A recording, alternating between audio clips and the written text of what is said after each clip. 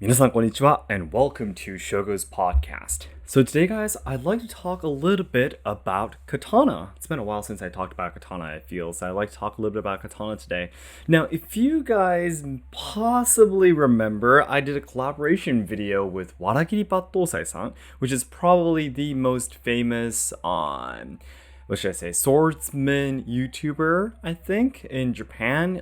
He has been training in Kendo for more than 20 years, Iaido for more than 10 years, and almost around 10 years in Battodo too, which is the mat cutting martial art that exists in Japan. Yeah. So I did a over Zoom collaboration with him. And when I asked him, there was a question, one of the questions I asked him is that if you want to train in a different ryuha, what would it be? If you want to train in a different style of katana or swords, what would you like to train in? And his answer was Asayama Ichiden-ryu.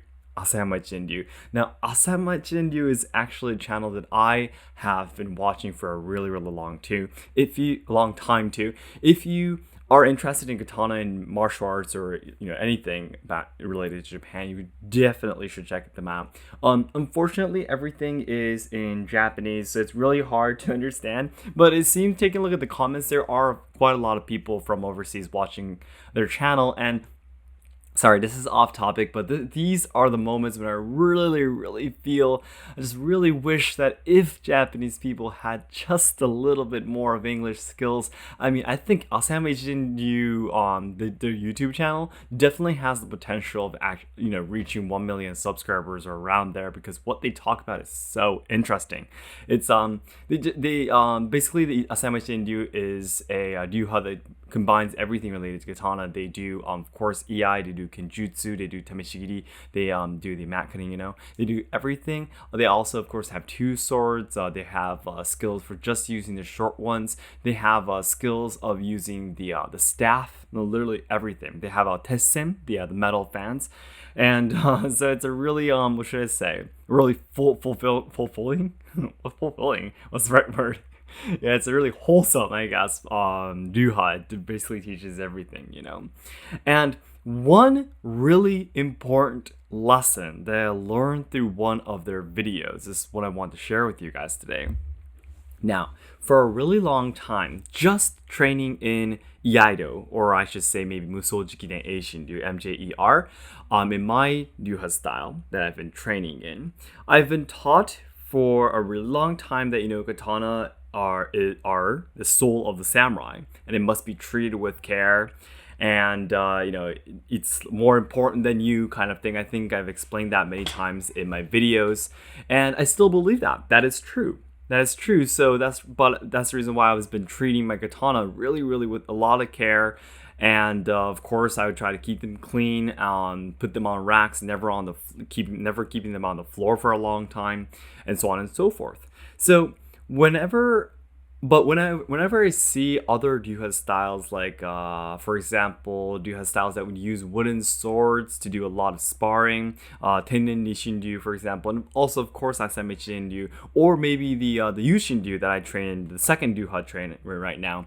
Basically, they do a lot of kenjutsu. They basically hit each other's wooden swords a lot. They basically break their wooden swords in half. Yeah, and sometimes even the Iaito, the alloy-made swords, katana, sometimes their scabbards are completely dented so many places, and it's scraped, and even the blade itself are just almost looks like a saw. The headmaster of Asayama Ichiden-ryu, his sword, the sheath is completely destroyed. His sword is almost like a really used toothbrush. It's really a lot of places are dented and bented, and it's all it doesn't look like a proper blade at all. So before I learned more about Asayama Ichiden-ryu-san, or also about my own ryuha, my second ryuha, for a long time I was like, wow, I really cannot understand why these people don't treat their items more carefully, But that was the long idea. So I was feeling a little bit uncomfortable, for a long time. And but my mind completely changed when I watched one of the videos of Asayama Ichiden-ryu-san. Asayama Ichiden-ryu-san, in one video, they were talking about that a katana is, of course, or any item that they use to fight are, of course, really important. It's the soul of the samurai. It's really important. Yeah. But just hearing my story so far, if they're treating their items like that, their tools like that, are they really taking good care of it? Their idea was that. But, of course, katana are really important, or their tools, their weapons, all of their weapons are really important. But at the same time, if you can't protect your own life, there's no meaning to the tool that you're using, right? So, in Asayama Ichiden-ryu, they actually have moves where they block enemy blades with the scabbard or with the handle, yeah. Or, of course, what did you say? Warding off. my English, my brain is not working this morning. I'm so sorry. I'm stopping so many times, but I'm not going to be cutting this today, guys.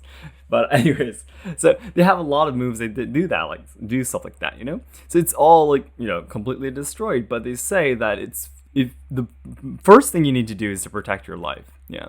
But you need to take good care of your weapons and tools too. So for a long time I didn't understand it, but he actually said, the headmaster of Asayama Ichiden-ryu, that shows up in a lot of the videos, well, all of the videos, of course, he said that his iaito, that I just explained, the scabbard is completely destroyed, the colors are fading away, the blade is, really, really, crooked and everything is destroyed. He has been using that iaito for 25 years. For 6 years, he's been using that iaito. And when I heard that, when I watched that video, in my heart, I was like, I am so embarrassed that I thought the things I was originally thinking when I saw their tools, how they're destroyed, how they're all bended and dented and, and crooked and everything. I was like, oh my gosh, why are they not treating their tools so with care? But no, I was the one who was wrong. They are taking good care of their tools, but also learning the real skills they need to actually use them in their full potential. And in order to do that, you need to protect your life. That is the top priority, because if you can't protect your life, there is no tools, there is no nothing, right? So this really, really changed my mind. So whenever before I actually joined the Yushin-ryu, my second ryu right now, and I saw their Instagram posts or stuff like that of saying that another bokto, another wooden sword, was broken in our training, and when I saw that on social media, I was like, wow, I might not be able to kind of agree with this, but now I can really understand that it breaks because they're training hard, very hard with it. And even when a wooden sword is broken, they fix it until they can use it again, and they just keep on fixing until it's completely unfixable, right? That is the real respect. That is the real respect to your katana. Use it. Continue using it with its full potential. It will eventually, wear off, or colors may wear off. It might get all, broken and everything. But that means you put a lot of time into training, and that is what real respect, or to not keeping it just clean, looking clean. That's not real respect. And that is what I learned from Asayama Ichiden-ryu. And for me as a katana swordsman, it really opened up my eyes, and it changed my view towards the martial art itself. So I'm really seriously considering, I'm really hoping that I'll be able to do a collaboration video with Asayama Ichiden-ryu-san, and also it would really be great if I can actually train with them someday. Unfortunately, they don't have, they're not such a really, really big ryuha, so they don't have any dojos in Kyoto and such, but it would be worth going to where their dojo does exist in the Kanto region around Tokyo. It would be worth it, like taking a Shinkansen to going to the train, like, I don't know, once every few months, maybe, even just that much. It would still be worth it, I would say. So I'm seriously really, really into their channel, their martial arts, their teachings and everything. So I'll please let me know in the comments if I've forgotten, but I'll try to keep up with their the channel URL in the description box. So I hope you can check them out too. So then everyone, as I always say, the ultimate goal of my life is to make all Japan lovers' dreams come true. So I know there's a lot of people studying Japanese willing to come to Japan to travel, study, or work, or even train in traditional culture and such as the Iaido and the Katana. However, I'm very afraid that Japan will not be able to make everyone's dreams come true in the future because we're facing a lot of social problems, we are losing our traditional culture, and the younger generations who are supposed to be carrying on the good things about Japan are dying because of all the social issues being shoved against them. So I really want to dedicate my life to try to make Japan a better place. I want to try to solve the social problems, preserve and evolve traditional culture, and also help out the younger generations so they can have a brighter future.